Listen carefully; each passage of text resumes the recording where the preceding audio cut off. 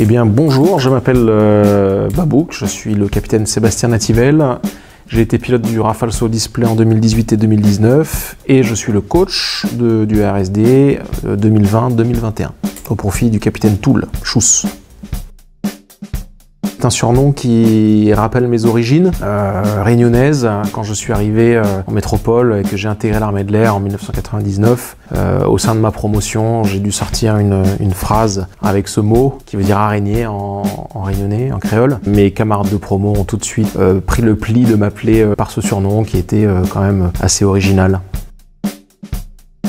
Oui, alors coach du RSD, c'est responsable de l'équipe technique déjà, avant tout. C'est entraîneur pour le nouveau pilote, partage d'expérience avec le nouveau pilote. Et c'est vraiment le tampon entre le pilote et les autres, je dirais. Donc entre le pilote et les états-majors, les organisateurs et l'équipe technique. Le pilote ne doit se concentrer que sur son vol, sur l'aspect image du Rafale Solo Display, donc l'image tradition, l'image communication. Tout ça, c'est dédié au pilote, évidemment, son vol. Moi, en tant que coach, j'apporte mon expérience, je le conseille sur les manœuvres éventuellement à faire en début d'entraînement, en début de saison. Je suis au point central pour surveiller et assurer sa sécurité. Et je suis coordinateur avec les organisateurs de meetings et les mécaniciens qui assurent pleinement la partie logistique et cohésion de l'équipe, parce que c'est très important. Voilà, donc en gros, je suis un petit peu le point central et je distribue un petit peu les directives en fonction de ce que moi j'ai du dessus et en fonction de ce que j'ai comme info par les organisateurs au sein de l'équipe. Voilà, donc je suis le responsable de l'équipe.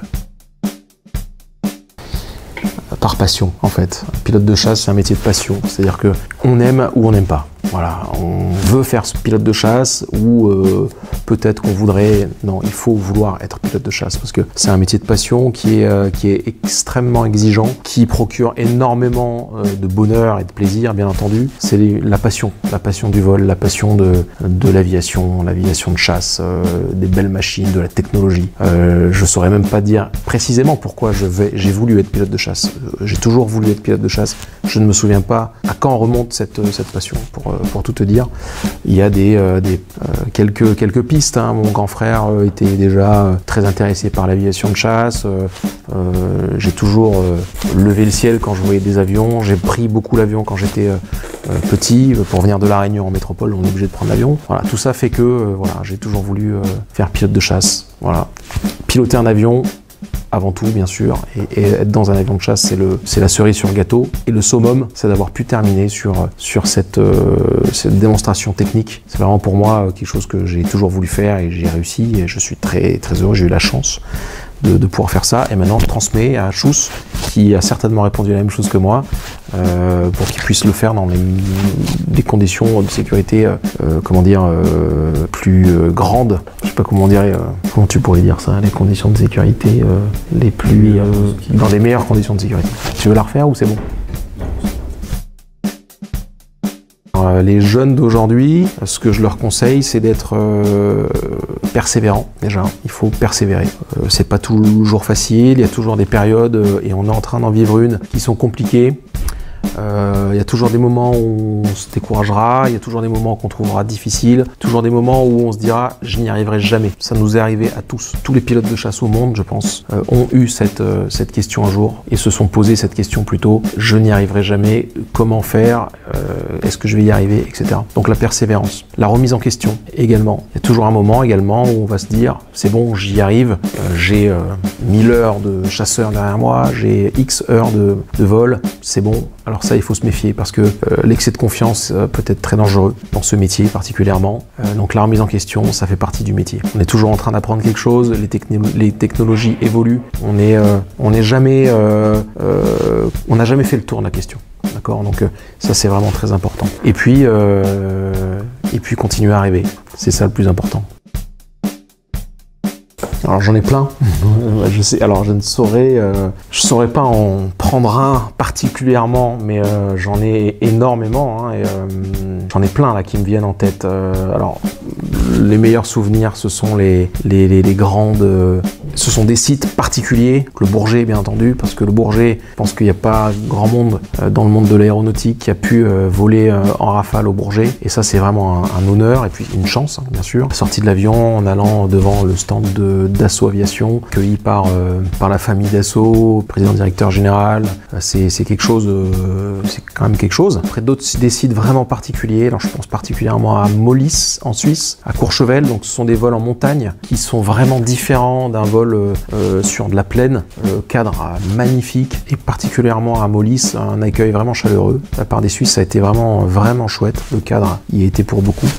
Et les vols dont je me souviendrai, les après-vols dont je me souviendrai, ce sont mes derniers vols, particulièrement la DER de la PAF et Sainte-Maxime, avec les mécaniciens. C'était en sortant de l'avion, j'ai eu quelques petites larmes, hein, j'ai pas honte de le dire, après avoir passé 2 ans sous pression quand même, qui s'est relâché instantanément, et puis le fait d'avoir été vraiment soutenu par ces mécaniciens, je leur dois beaucoup. Mais alors Dubaï, effectivement, ça a été la dernière, mais les mécanos n'étaient pas sur le tarmac. En revanche, j'avais l'équipe de la patrouille de France sur le tarmac.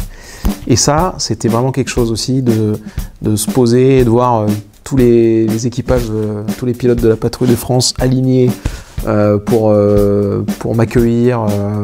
Alors c'était pas tout à fait mon dernier vol en fait, parce que j'avais encore un vol derrière, mais c'était incroyable. C'était incroyable. Je dirais que ma deuxième passion, c'est la musique. Donc j'aime un peu, alors pas tous les styles de musique, mais j'aime beaucoup de styles de musique. J'écoute beaucoup de pop. Un de mes groupes préférés, c'est les Beatles. J'aime bien Muse, j'aime bien ce style de musique. J'aime également beaucoup la musique classique, parce que j'ai commencé par du piano quand j'étais tout petit. Je continue à faire du piano d'ailleurs, du piano classique, donc j'aime beaucoup ça. Rafale parce que tout ce que j'ai toujours voulu avoir quand j'étais sur Mirage, je l'ai sur Rafale.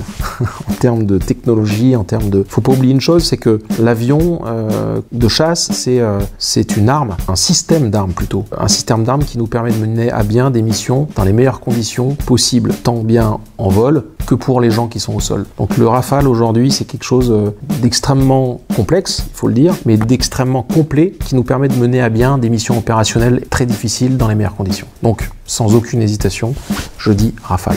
Après évidemment sur Mirage 2000, mon premier avion, ça restera le Mirage 2000, premier avion d'armes. Plutôt thé, à la vanille, de l'île Maurice. Top Gun. Je dirais même mieux, l'étoffe des héros, ou Nimitz Retour vers l'enfer. Nimitz Retour vers l'enfer, c'est un des premiers films que j'ai regardé quand j'avais 4 ou 5 ans, et que je regardais très régulièrement. Mon frère, il en avait marre de me montrer ce film. Je le connaissais par cœur avant même que Top Gun sorte en 1986. Je me souviens des teasers de Top Gun à l'époque qui allaient sortir au cinéma. J'étais déjà à fond sur le F-14 Tomcat. J'essaie de m'appuyer sur le passé pour voir le futur, mais c'est pas facile aujourd'hui le futur. On est sur du futur proche plutôt, mais c'est le cas pour tout le monde malheureusement. Je choisirais pas ça parce que ce sont deux aspects du métier qui sont vraiment différents. J'ai adoré mes années en escadron opérationnel et j'ai adoré mes années de présentateur. C'est pas comparable, je pense. C'est lié et c'est une suite logique. Les deux. La montagne et la mer, pour moi, sont deux éléments qui sont complètement liés, vu d'où je viens. Montagne et mer. C'est une question qui est difficile, ça. J'essaye d'avoir les pieds sur terre, mais des fois, j'ai la tête dans les nuages, quand même. Ah, je dirais les deux. C'est compliqué comme... je suis rêveur, mais de la même manière, j'essaye d'être le plus réaliste et pragmatique possible, ce qui n'est pas facile.